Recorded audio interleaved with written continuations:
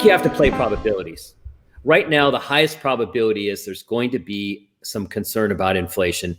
Every policy everything you could ask for other than bank loans growing dramatically is there that would argue that we're going to have more inflation.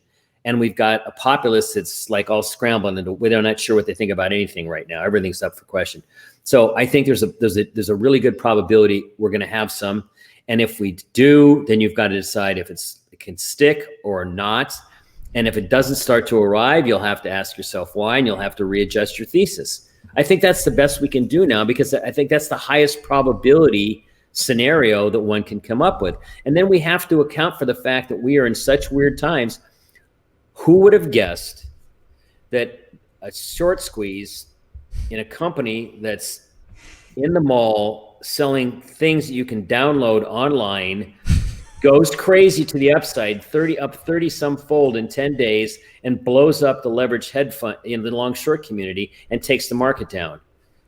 I mean, well, if that could happen, who knows what other weird things might happen that could happen. I mean, we have been committing crimes against financial sanity for so long that who knows what upends the apple cart, you know? How have they gotten away with not characterizing asset price inflation as inflation for as long as they have? Like I keep scratching my head at this thing. I look around me and everything that matters has gone up massively in price, and nowhere is it included in inflation gauges. Is that ever going to change? I wish I knew. I mean, I've been asking myself that question forever. You know, central banks used to worry about asset price inflation, not just CPI inflation. That was one of the things that Greenspan changed, and he got all caught up in productivity, but the calculations they were using in the late 90s were wrong. And it all centered around hedonics, right? And so the CPI is constructed so that, you know, everything is adjusted hedonically, which is to say we can say, I don't care if the price went up fivefold. Guess what? It's 500% better. So the price actually went down. When you can do that, and then there's substitution. Well, I know the price of meat went up, but you're going to switch to chicken, and well, that went up, so you're going to switch to cat food. I mean, there are all these cheats in the calculation. So I used to say to myself, it's not the statistics. People are going to change their mind. Inflation's never going to change. Sorry, the CPI is never going to change anyone's mind.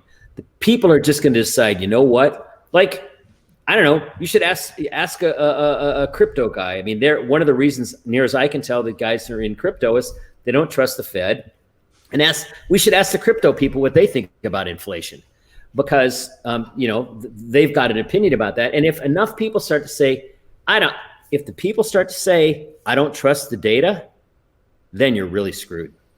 And doesn't this beg the question, sorry to interrupt, but you made a really good point there. Doesn't this beg the question that if they really wanted inflation, wouldn't they just allow CPI to reflect a little bit more of the cost? No, because the reason they changed all that in 1996, the Boston Commission, the reason they changed all these calculations is because the government COLAs and everything is indexed to the CPI. And so if they keep it at a low number, then the cost of all the escalators that are in all the contracts don't go up. Check. Right, so they had a goal. I don't want to say they rigged it, but they had a goal. It's overstated. So that's why they've got, you know, owner's equivalent rent. They've got all these contortions that they go through so that it won't print. It won't print any real inflation.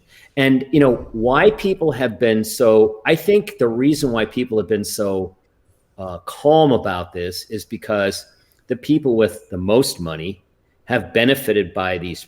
And so why do I worry about inflation when I'm making so much money all the time in all this other stuff? So a little inflation doesn't bother me. It's the middle class that's been gutted, you know, and is going to feel this the most, and to some degree, perhaps the millennials as well.